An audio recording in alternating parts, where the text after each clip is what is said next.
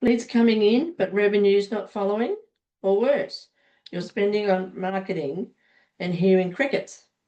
Today, we're fixing the most expensive gap in SME land, where marketing ends and sales begins. I'm here today with Phil Badura, Action Coach Business Steps. In the next 20 minutes, we'll tune your OS3 Marketing and OS4 Sales so Cashflow finally matches your effort. Phil, welcome back. Quick headline: why must OS3 and OS4 be built together, not separately? Thanks for having me again. So, two engines on the same plane, misaligned equals stall. And I'll go into that in more detail in a moment. The next thing is marketing defines the who, the why, the where. Sales converts with repeatable pathways. So let's dig deeper into these points. What I mean with two engines on the same plane is that your business is the plane. The two engines keep your plane in the air. The first engine is your marketing, which attracts the right passengers and sets the flight path, the who, the why, and the where. Sales is the second engine that delivers a smooth, repeatable landing every time, and that's the how. What's the cost of random acts of marketing? Great question. Without a clear marketing plan, businesses end up with wasted spend. That is, there's no return on their marketing budget, and they have a confused branding message, which results in the sales team chasing unqualified leads. The fix to avoid these pitfalls is to document the three pillars: target market, core message, and the 10-step lead flow. How precise should owners be with their marketing plan? Well, the first step is to identify your ideal customer profile with clarity around industry, size, region, urgent pains, and buying triggers. Ideally, create 4 to 6 avatars of what your ideal customer profiles look like. Taking into consideration the Pareto principle, which identifies that 20% of your customers equals 80% of your profit. Review your current customer database and prioritize creating your avatars on those lookalikes first. Thirdly, create a do-don't list. Who not to market to. Marketing to the wrong target audience is like feeding money directly into the running engine. It'll get shredded and be lost forever. Give us a quick example from a regional trades or manufacturing client where narrowing the ICP increased response rate. A client in the construction industry was randomly posting marketing pieces into their social media accounts. They didn't have a marketing plan that identified the specific target market material that would bring in qualified sales leads. The only leads they were getting was from residential prospects looking for small renovation projects. We helped them identify their ideal customer avatars, which included civil contractors, industrial and commercial customers, and high-end residential customers building new homes. With a targeted marketing plan, the numbers of leads reduced. However, the quality of the leads improved significantly, which resulted in higher conversion rates into sales. What makes a message cut through? Marketing's job is to clarify and demand. 3 questions that need to be answered is, firstly, who? Who are we here to help? That's what your ideal customer profile or avatar will achieve. The industry size, the industry size, the region, urgent pains, buying triggers, and who we're not for. The second part is the why. Why should they care right now? And that's the message. It's what's the pain, what's the promise, what proof have we got that we can help, and then what's the pathway to achieving or resolving their problem. The third part is the where. Where will we meet them? Choose the channels your best customers already use. Referrals, local search, partnerships, LinkedIn, even YouTube how-tos. When the plane's first engine, that is marketing, is running well, leads show up pre-framed. They know the problem, the outcome, and what the next step is that they need to take. Well, that's good. And then sales take the baton. What sales job in one line? Sales turns intent into revenue with a repeatable path, not heroic one-offs. Think a clean 7-step flow. So discovery, diagnose, design, demonstrate, propose, decide, and then deliver. So each step has exit criteria and a booked next action. That discipline protects margin, shortens the cycle time, and makes revenue forecastable. It's important to document your sales process so that you and your team follow the same pathway each and every time, and that will lead to higher conversion rates. Where do owners usually break the part? That's interesting. Generally, it's 2 places. No documented questions in discovery and proposals sent without a scheduled walkthrough. Fix those and the conversion rates will rise. So where should owners focus first?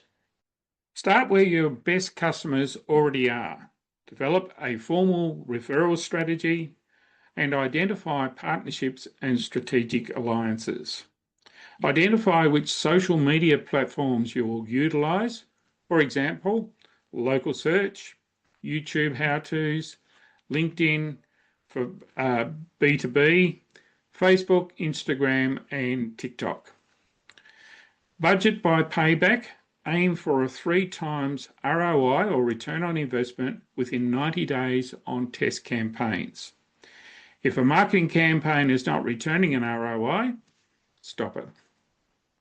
What must be on the marketing scoreboard each week? Great question. Again, you need to be looking at what doesn't get measured doesn't get managed. Leads by source, cost per lead, marketing qualified leads that lead to sales qualified leads as a percentage, speed to lead, booking rate, the show rate, and revenue per channel. Also agree weekly with sales on the lead quality and what the next tests may look like. You say a consistent close rate beats heroic sales. Why is that? Predictability fuels hiring and cash planning. Standardize the path, inspect the metrics, and coach the behaviours. Phil, so often say predictability beats raw growth. Why?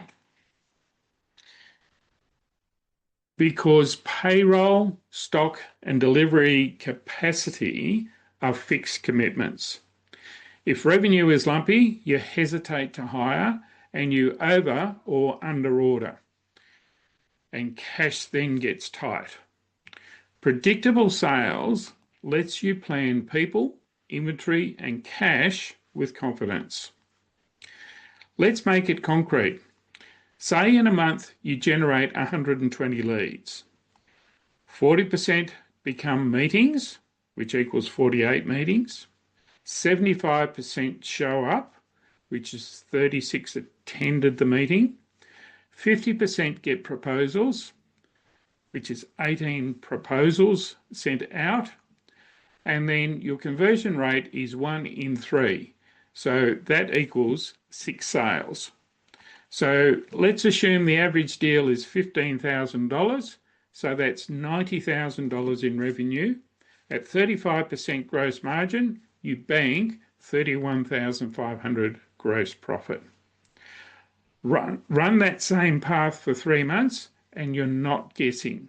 You can then start to schedule installs, order parts, and commit to a new hire without sweating payroll.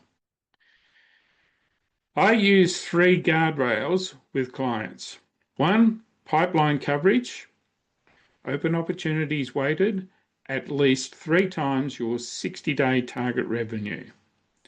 Number 2 is the capacity rule. When delivery sits above 80% for 4 consecutive weeks, you post the job. And number 3 is the cash rule. Your 13-week cash forecast must show at least 1.5 times your monthly payroll, especially after planned hires. If it dips, delay the hire or bring forward the quick win deals. So predictability isn't boring. It's what pays for growth. Exactly. Predictability or predictable selling gives you permission to invest on purpose.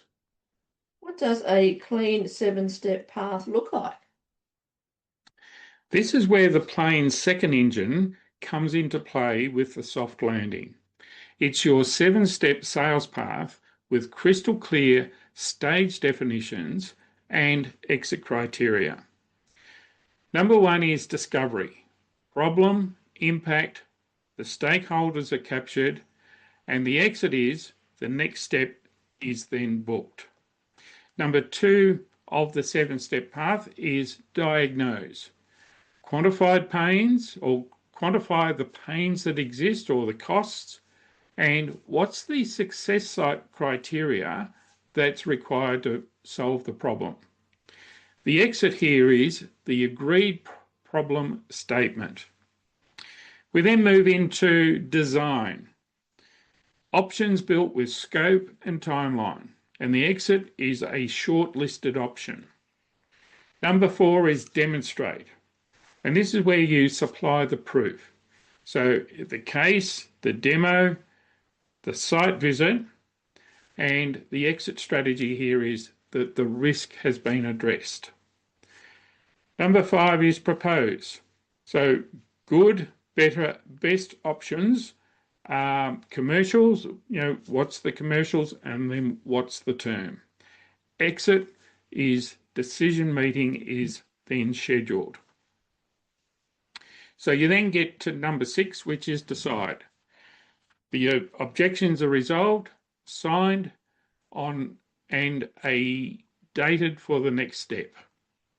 And then delivery, the final step is delivery, kick-off plus upsell, cross-sell, seed or checklist. We then lock these into the CRM with the required fields and templates, and one click, book next step. No stage hopscotch, no proposal without discovery notes, no stuck deals without a dated next action. Well, that's interesting. What's in a winning proposal? Great question. A winning proposal outlines tailored outcomes that address the identified problem. One or more options, which is good, better, or best, are outlined that enable a decision to be made. The implementation timeline, the risk reversal, and social proof addresses any objections that the customer might have. It's advisable to send the proposal on the same day or within 48 hours, depending on the size of the project. It's also important to schedule a walkthrough meeting when sending a proposal. What do you inspect weekly? So what we inspect and consider is the meeting to proposal percentage, and then also the proposal to the win percentage, the days to close, the average deal size, and next step dates on 100% of the opportunities. And then we also finally look at the aging report. We also celebrate behaviours, quality discovery notes, and booked next steps. How do we make marketing sales seamless? What we look at here is we define the SQL, or sales qualified lead, precisely, and we use one handoff channel, CRM task, plus either Slack or an email alert. We also conduct a 15-minute weekly OS3 OS4 sync meeting, which identifies 3 wins, 3 issues, and 1 experiment. The outcome is the actions required, who owns the action, and a time frame to be completed. And then finally, there's the closed loop reporting. Sales tags for reasons for the lost deals, and marketing adjustments for messaging and targeting for future. All right, here's your 1-week sprint. If you want to help tailoring the business operating systems 3 and 4 into your business, book a free 90-minute strategy session with Phil. Human conversation, practical steps. Let's turn your business dreams into reality. Thanks, and thanks for having me.